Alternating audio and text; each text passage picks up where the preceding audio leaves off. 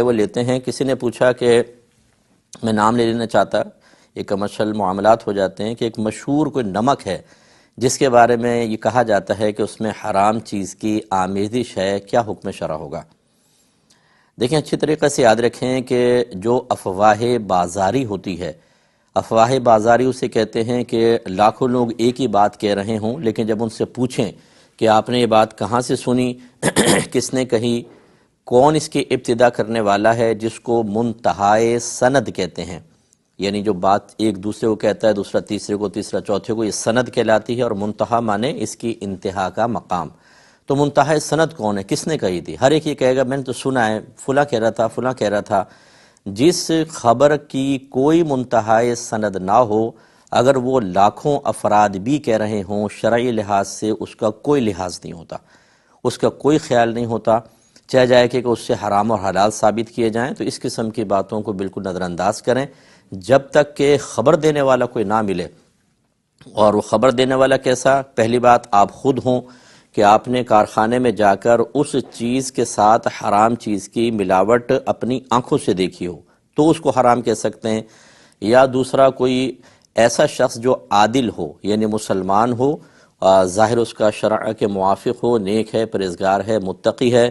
گھر میں پوچھیں، مارکیٹ میں پوچھیں، دوست ہیں، احباب ہیں، ان سے معلوم کریں. ہر ایک اس کے بارے میں صرف اور صرف پازیٹیو رائے دے، اس کو عادل کہتے ہیں. اگر وہ شخص یہ کہے کہ میں نے اپنی آنکھوں سے اس میں حرام کو ملتے دیکھا ہے، تب ہم حرام مانیں گے.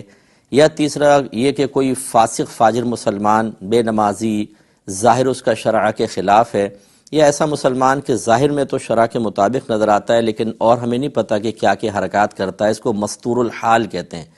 اگر یہ دونوں خبر دیں کہ ہم نے اپنی آنکھوں سے حرام ملتے ہوئے دیکھا ہے، تو پھر اس میں تحری کرتے ہیں، اپنے دل سے کویسچن کرتے ہیں کہ کیا یہ سچ کہہ رہے ہیں، جھوٹ. اگر دل گواہی دے، ان کے سچ کی طرف مائل ہو، تو مان لینا چاہیے، جبکہ اس کے عمل میں کوئی شرعی قباحت نہ ہو، جیسے اس مسئلے میں ہے تو مان لیں. ورنہ اگر وہ کہتے ہیں، ورنہ آپ رد کر سکتے ہیں. اس کے علاوہ کافر اگر خبر دے تو اس کا حلال حرام اور پاک ناپاک کے مسائل میں، جن کو دیانات کے مسائل کہتے ہیں، ان کی خبر کا کوئی اعتبار نہیں ہوتا.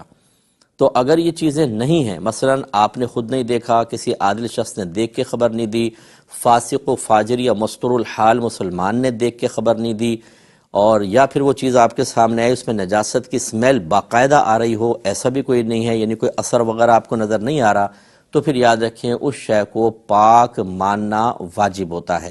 پھر وہ افواہی رہ جاتی ہے اور اس کا کوئی اعتبار نہیں. لہٰذا اس طرح کی چیزوں پہ آپ توجہ نہ فرمائیں. کسی نے کہا